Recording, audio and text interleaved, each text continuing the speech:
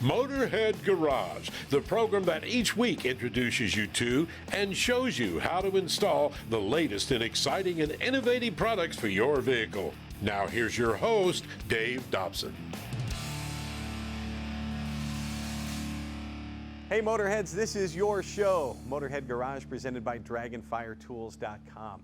If you want to get the hot rod of your dreams like this 1969 Camaro, anything you can possibly imagine, you've got lots of places you can go to get your car built. But if you go to Flatwood Customs, Daniel, you're going to get a car that's unique. You're going to get something that's different from what other people are doing. Why should they come to Flatwood Customs? A couple reasons. One would be if you want a show car, a trailer queen, we could do that. That's not what we specialize in. We specialize in trailer queens that are actually drivable. Drivability is everything, and most guys spend this kind of money and they really want to be able to drive these cars. It seems tragic to spend a bunch of money and then not be able to drive your car. It's heartbreaking. Yes, so you can take a car like this, go win the show, and then drive it home. Absolutely. Not have to throw it on the trailer. Yes, sir. So let's talk about this Camaro in particular. Okay. This is a customer build you had. Starting with the engine here, what have you done with it? It's a LS3 crate motor, 495 horse from GM Performance, coupled up with a 6L80 Supermatic transmission. It puts out a lot of power. It's got a nice cam in it. It's got a nice cam, but it's not too much. It's not too much. Drivable. Yep. And that goes along with the suspension as well. You've done some things to make this thing more streetable, more drivable. Absolutely. It's got tubular control arms, full coilover suspension, ride tech, as well as 4-link in the rear and coilovers. And what do you find with those 4-link? How does that make handling a lot better, especially with a car making this much power? Creates more travel and movability in the rear. It's a more modern feel in the rear. Yes, sir. The interior jumps out at me on this car yep. as well. This is really a looker there on the inside. Yep. What have you done there? It's a TMI upholstery kit. You can purchase those online through TMI. A lot of color options. We went with a gray on gray with this one. Distressed leather and suede, and it really kind of tied everything together. And I love the paint color on this. Was that chosen by the customer? It was, yes. He used to have a Porsche, and it was that color gray, and that's what he wanted. Yes, sir. What sort of things do you do there in-house at Flatwood Customs? You're in South Carolina. Yes, sir. Yeah, what things do you do there at the shop? Everything but engine machine work and upholstery. Typically, if someone's got a vision, how do they get it to you? Or if they want a car and they don't know what they want, how does that all work out? Usually they just give you a wish list of the things they want and then show you pictures of cars they like online, and you can usually kind of put something together. Sometimes they trust you just to make judgment, as long as the things that were on their wish list is on the car. Yeah. How much back and forth is there? A lot. How many ideas? Yeah, ideas come from them and then ideas that come from you. It's a lot. They have an idea and then they're open to suggestions, and then sometimes we just make those changes that maybe it's not the right choice of wheel or stance or color upholstery, things like that sometimes we'll kind of help them make the right decision. I've used the word customer, but this is really somebody you're developing a relationship with, someone you're developing a friendship with, and how does that benefit them and benefit you when you're building a car like this? Tremendously. It's really, some of our best builds have come from relationships with customers where they really trusted us, and the end result was just great. It's everything when they trust you and you trust them. But yeah, that's the biggest part of when you make a commitment like that. What does it say about your team at Flatwood Customs when people have gotten a build from you and they come back to get another one? It's a big boost of encouragement. That means that we've done our job. The customer's happy, and it's awesome when you can build another one for them. It's awesome. How important is it for you to have such a good team assembled to get all this done? It's everything, because there's no one-man show. It takes leaders in every department to try to see the job through and make sure that it gets done right, and everyone has to work together. If you're looking for a classic car build or restoration, Flatwood Customs can do an amazing job for you. Find them at Facebook and on Instagram. We'll be right back with more Motorhead Garage presented by DragonFireTools.com. So keep the gas to the floor.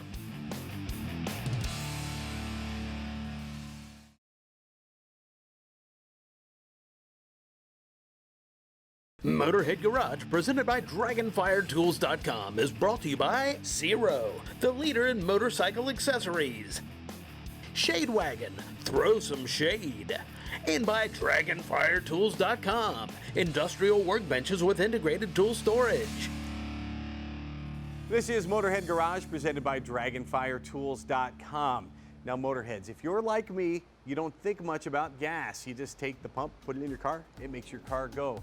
But there's so much more to it than that, and Guy Olson knows all of those things. He's here from Performance Fuel Specialist. He's going to tell us how to make the most out of the ethanol and gasoline that goes into our car. Now, Guy, let's talk the basics here. Why is it so important to clean our engine by cleaning our fuel? Well, it's really important. I'm so glad to be here, Dave. Again, we really want to just kind of specialize here today and help them understand why you'd be treating your fuel every time. And one of those things is the ethanol that's been mandated by the government in our fuel, and that creates a lot of issues. No, I'm not against the ethanol in the fuel. However, if we're going to use it, we got to compensate for it. And one of the things that we have is what we call our ethanol guardian, and that's actually added to the existing gas treatment we have to protect you against corrosion, keep your pH in control, keep your acidity under control, as well as the phase separation when the ethanol separates from the gasoline. That's one of the problems. You know, ethanol has about a 33% less energy than regular petroleum-based fuel. So they mandate 10% ethanol, but in actuality, you only gain about 5% usage because you lose 5% of your efficiency out of that. And then by the time you're done with all the subsidies and everything else the government has to do to grow all that ethanol, we really aren't any money ahead. But it's helpful in the sense that it does help with the pollution part. So what we can do is make a difference with the additive. So every time you get gas, you get ethanol. So you want to treat that ethanol every time. But other manufacturers of additives say you do it every 3,000 or 4,000 miles. Why is that not the thing that's to do? good. Well, it only makes sense, right? Because every time you get gas, you get ethanol. Why would you need to just add something to take care of the ethanol every once in a while? And most products don't even have the technology added to it. This is our own particular product itself.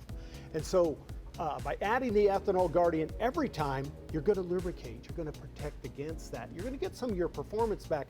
I can't get you back everything, but I can get you back some of what you're losing from a protection standpoint.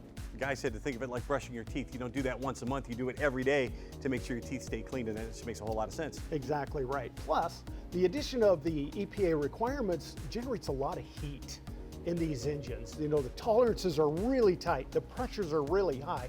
So a tiny particle in an injector can create a massive change in efficiency. Plus the hot fuel goes back to your tank, right? Which creates oxidation, or it ages your fuel, so your fuel doesn't burn efficiently because now it's been prematurely aged. Plus your fuel's going back hot, and then it goes through your fuel system hot. And you being in the race industry, what's one of the problems you have with hot fuel? It doesn't burn well. You got it. Right? Performance is way down. Exactly right. And so now we got hot fuel returning, which means we got more carbon buildup in our cylinders. So we got to keep it clean 100% of the time. Who can afford to run with an engine that's not at its very best? I know people are thinking, boy, that's inconvenient to treat the fuel every time I add gas to the car. Yeah. How have you made it easy? Yeah, so a bottle of this will treat 120 gallons. The ounces are on the side. Under the top is a squirt top. You simply add what you think you're going to need. If you're a little more, you're a little less, it's no problem. Put it back in. You've bought one bottle instead of 12 bottles, labels, lids. We're saving on plastic. It's great for the environment, and you always have something handy. You're not looking for it somewhere else, making it real cost efficient. Now, I do know enough about fuel to know that there are summer and winter blends, and it depends on the region. So can I use PFS in the summer and the winter with all those different fuels? Yes, and we recommend it year-round, primarily because people will have, say, a water issue in the wintertime, but you don't get the water issue in the wintertime. You get it now, the spring and the fall and the summertime. So by using the additive and taking the water out every time you fuel, when winter gets here, we don't have a tank full of water that we're worried about. And what you're saying is absolutely true. Winter gasoline, diesel is the same, is different than summer. They need an additional product like butane to help your engine start in the colder weathers. But that creates problems in the summer, which would be primarily vapor lock. So buy the fuel for the season which you plan on using it. That makes a lot of sense. Now, what about older vehicles, classic vehicles and that sort of thing that still require leaded gasoline? Yeah, unfortunately, there's some bad news with that. So the manufacturer of the component that replaced lead, which every lead substitute had, everybody used the same manufacturer for that. It no longer exists. They do not make it. We are one of the few lead substitutes left, and it's only what stock we have on hand. Once it's gone forever. Get it while it's hot. Get it while it's hot. If you can't change your valves, you're sunk, or your seats, you're just sunk. And there's some engines you can't. So get it while you can. There's limited supply. You've given us a whole lot of great information. What's really the bottom line? What do people really just need to know about fuel treatments? They need to know that things have changed. It is not the way Grandpa did it. The fuel, the engines, everything has changed. You need to take care of the investment you've got in these engines. Very expensive. Treat it every time, lubricate it every time, take the water out every time, protect against ethanol every time. You'll get far more out of your engine, far more out of your fuel economy. It's a win-win all the way around. The guy's given us a whole lot of great information. There's a whole lot more, and you can find it on his website at fuelguys.com. He's got instructional videos, a newsletter you can sign up for, and believe me, you're going to get a great education. And oh, by the way, look for Guy in coming weeks here on Motorhead Garage, presented by DragonFireTools.com. He's going to be back with a lot more great info. And we'll be back with more Motorhead Garage right after this.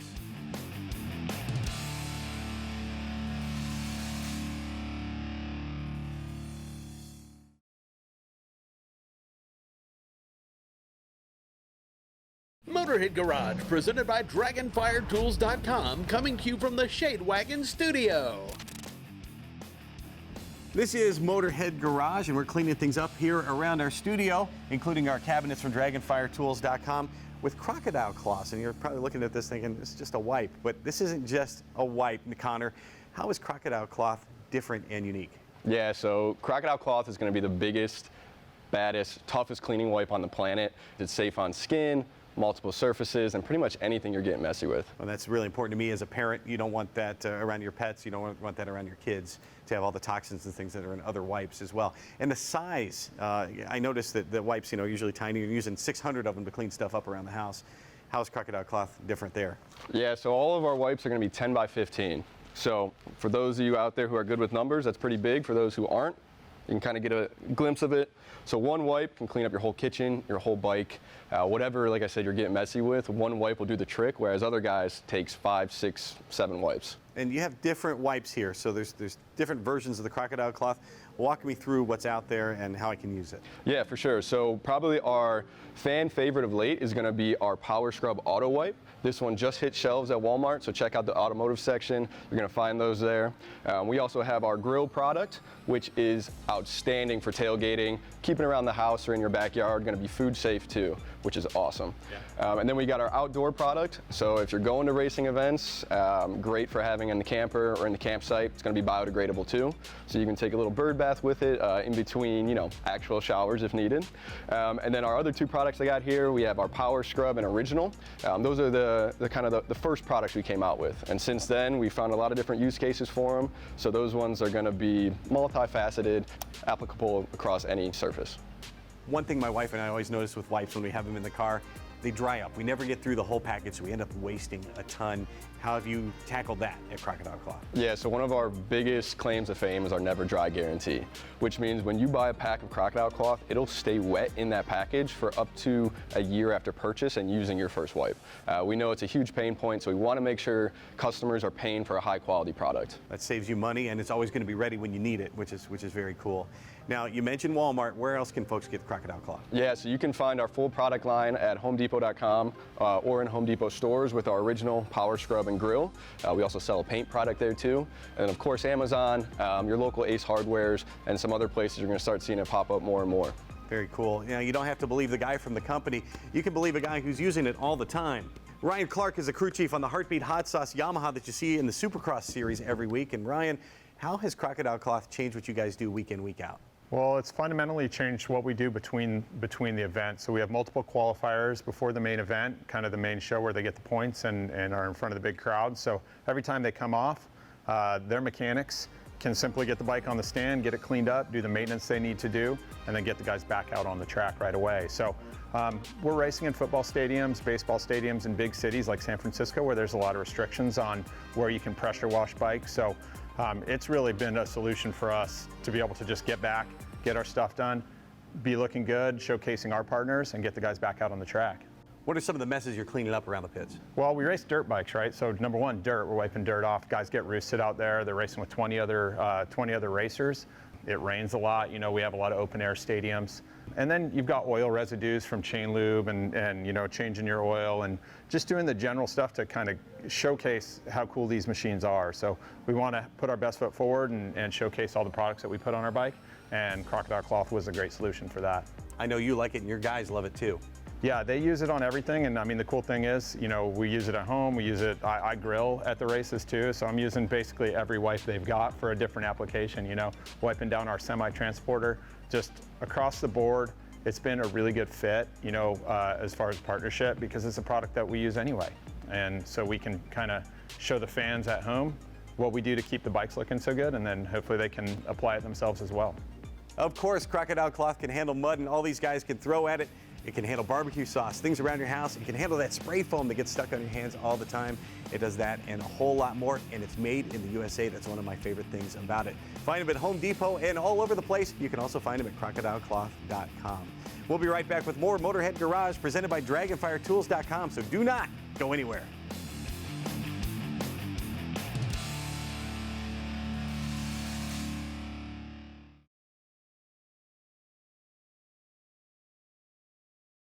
Motorhead Garage, presented by DragonFireTools.com, industrial workbenches with integrated tool storage. And brought to you by PaintedAutoBodyParts.com, the leading U.S. auto body parts online store. AMSOIL, the first in synthetics. And by Custom Auto Sound, the originator of classic car OEM for radios since 1977.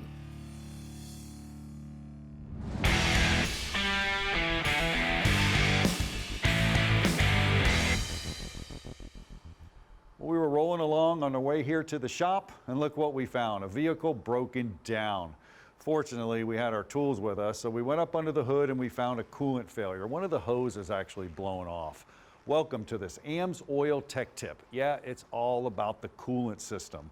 And if we get into the coolant system, we have to look at how it functions. And you can see here, it starts at the bottom there with the water pump. It's going to actually take the fluid up to the water pump, through the block. Once it goes through the block, out of thermostat, and then returns back to the radiator. It's all about that law of thermodynamics, and I have it for you right here.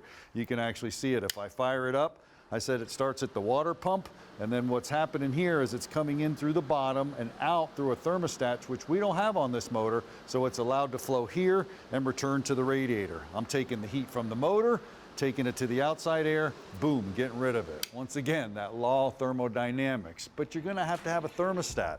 And you can see a thermostat right there on this graphic. It's actually open or closed. When it's closed, it's gonna bypass and let the engine get up to temperature very quickly, kind of an emissions reasons. I got one right here and you can see it.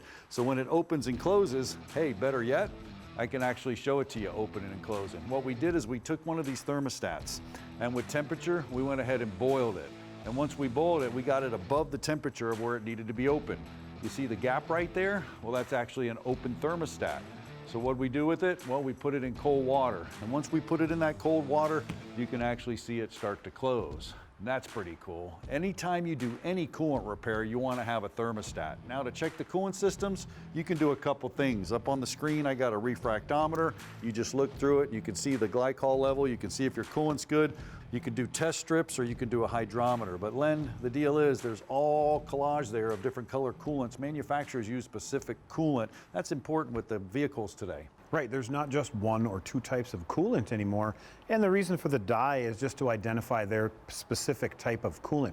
But the reasoning behind that is the metals that we're using to build the components, the engine block, the cylinder heads, the radiator, aren't just a couple different types of metal anymore. They're aluminums, they're alloys.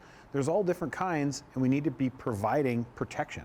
Now, AMSOIL has that coolant for multiple engines? That's correct. We've got coolant for all your needs. Just got to look it up, what it fits, and go from there. Now also, tell me about this. This hose looks pretty good, Len, but if you look inside, man, it's totally rotted out and deteriorated. Right. Here's a water pump right here. The fins are totally missing. That's not going to produce any flow, man. Corrosion, big problem. Right, dissimilar metals, corrosion. It's basically the coolant reacting with the engine block or the heads or the water pump, and that reaction creates corrosion. Metal can actually be stripped away. Len, that's incredible, and that's why it's so important to use AMSOIL coolant. You know, maintenance, maintenance, maintenance. You got it? Whether it's your coolant system or any other system on your vehicle, AMSOIL has you covered. For a comprehensive and simple to use website, just go to amsoil.com. A few weeks ago, Shelly Olson nominated her husband Pete to be our paintedautoparts.com Motorhead of the Week. Well, Shelly also told us about Mike Sharon.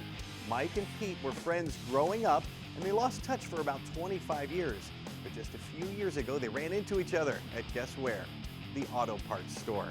Pete invited Mike to spend a day at the track, and he even let Mike drive his Dodge Dart down the strip, and that sealed the deal. Mike bought a '64 Ford Fairlane, and he and Pete worked on it for 5 years. It was certainly worth the wait because in his very first race, Mike won the Open Trophy class twice. Mike's making a name for himself as a driver. He's also made a name for himself with that amazing mustache. So at the beginning of 2024, he named his car Mad Stash. We love it. Mike Sharon, driver of the Mad Stash and our paintedautoparts.com Motorhead of the Week. Tell us who should be the next Motorhead of the Week. Just send us a note at motorheadgarage.tv. We hope you like this edition of Motorhead Garage presented by dragonfiretools.com. We want you back next week, so in the meantime, drive safely. We'll see you.